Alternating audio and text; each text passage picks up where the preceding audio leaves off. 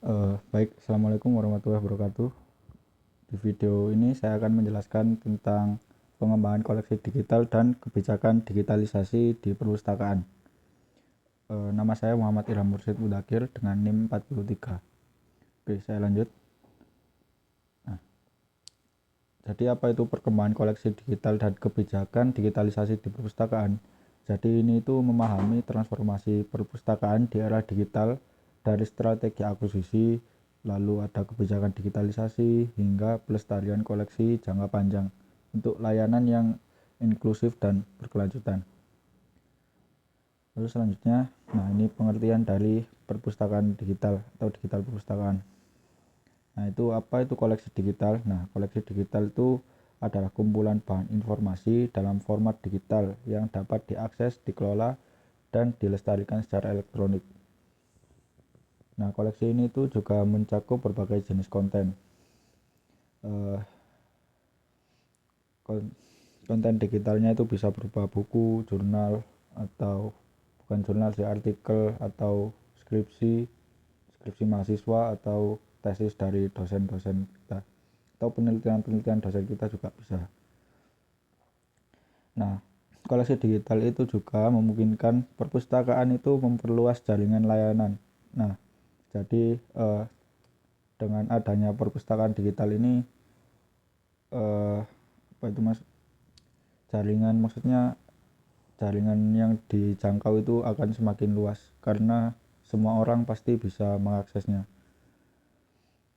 Jadi itu juga gedung perpustakaan juga mungkin bisa jadi tidak perlu juga menghemat ruangan yang ada di perpustakaan. Lalu selanjutnya, ini mengapa koleksi digital itu penting? Nah, kan perpustakaan itu sekarang kan eranya digital ya. Jadi perpustakaan juga menghadapi tekanan untuk beradaptasi dengan kebutuhan pengguna. Seperti itu. Jadi koleksi digital juga bukan sekedar tren, melainkan kebutuhan strategis untuk memperluas jangkauan layanan. Seperti itu. Selanjutnya, tantangan dan peluangnya. Yang pertama yaitu akses tanpa batas. Pengguna dapat mengakses koleksi kapan saja dan dari mana saja, menghilangkan kendala geografis dan waktu operasional. Jadi jika ada, kan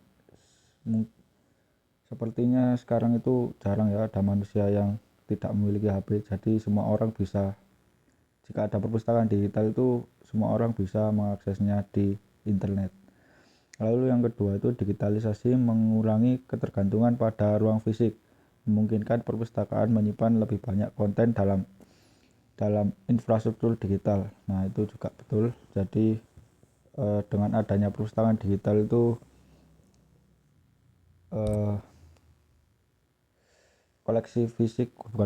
koleksi yang akan disimpan itu akan semakin banyak karena tidak terkendala oleh ruangan fisik. Lalu yang terakhir yaitu tantangannya itu yaitu biaya infrastrukturnya, hak cipta, dan literasi digital staff itu yang menjadi hambatan. Jadi hal tersebut itu harus diatasi secara sistematis. Seperti itu. Selanjutnya ada jenis-jenis koleksi digital, yaitu ada buku dan jurnal elektronik. Nah, ini tuh sifatnya berlangganan dan bisa juga option akses juga. Lalu ada repositori institusional. Nah, ini tuh bisa karya ilmiah dari dosen, tesis dosen, lalu publikasi internal dari lembaganya langsung, seperti itu. Lalu ada koleksi digital khusus, yaitu ada naskah kuno, foto bersejarah, lalu peta digital. Dan yang terakhir database dan referensi. Nah, ini tuh menghasilkan data ilmiah dan transfer dan digital.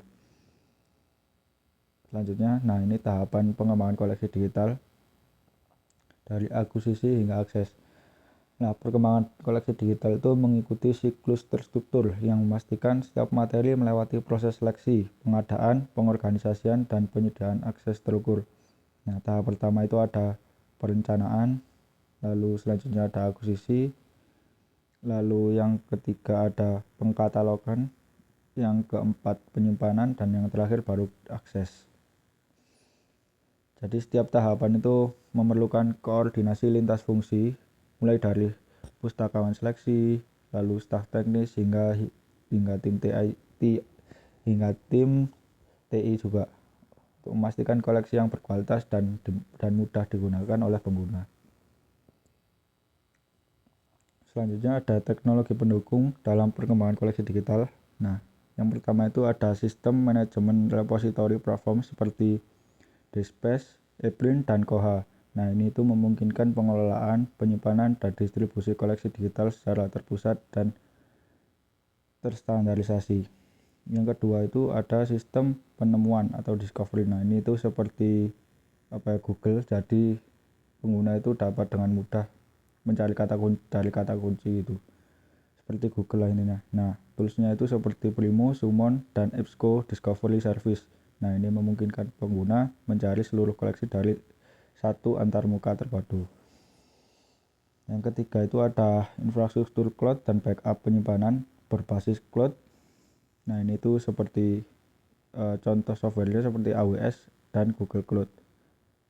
Nah, ini tuh gunanya itu sebagai keamanan dan backup juga, backup untuk koleksi-koleksinya. Jadi sistem keamanannya pasti harus diketatkan lagi jika ingin digital. Lalu yang keempat ada standar metadata.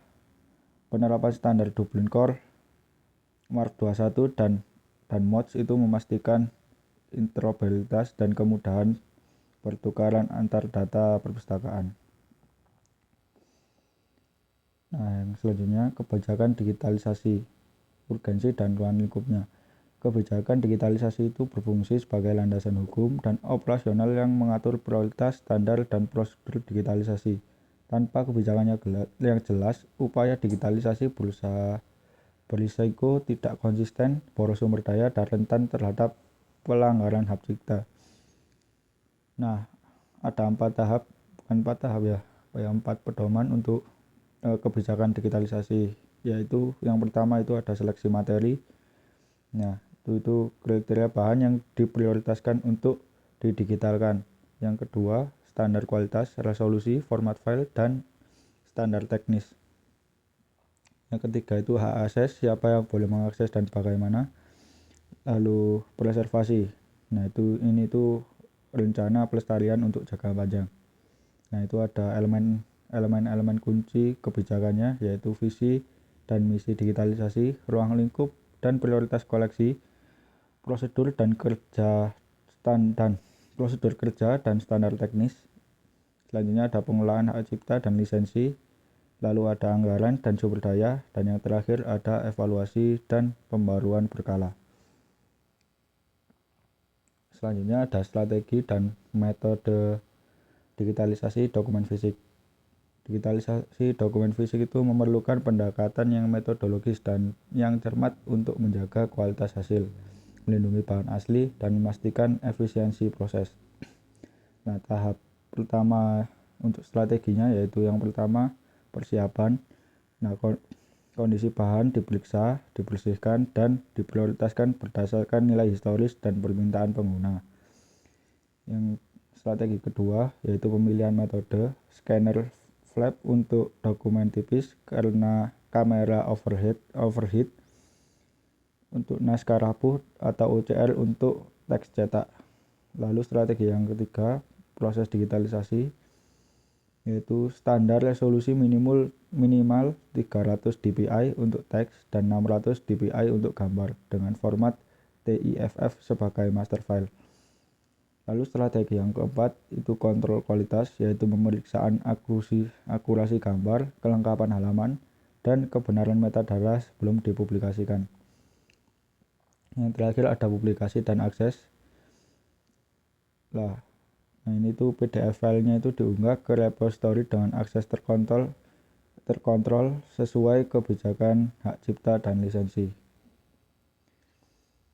Selanjutnya ada isu hak cipta dan lisensi dalam koleksi digital. Tantangan hak cipta, digitalisasi karya yang masih dilindungi hak cipta memerlukan izin eksplisit dari pemegang hak. Nah, perpustakaan itu juga harus memahami batasan penggunaan wajar, yaitu fair use-nya itu harus wajar, dan ketentuan lisensi yang berlaku untuk setiap jenis koleksi. Ada dua penjelasan tentang tantangan hak cipta dan lisensi digital, yaitu yang pertama ada domain publik. Nah, ini tuh karya yang masa perlindungan hak ciptanya telah berakhir dapat didigitalkan dan disebarluaskan secara bebas. Lalu yang kedua ada lisensi Creative Commons, itu memungkinkan berbagai karya dengan berbagai tingkat kebebasan penggunaan, dari yang paling terbuka hingga terbatas. Nah, itu ada juga panduan praktis untuk perpustakaan. Yang pertama itu lakukan due diligence status hak cipta sebelum mendigitalkan setiap item koleksi. Yang kedua, negosiasikan lisensi berlangganan yang menguntungkan dengan penerbit dan agregator.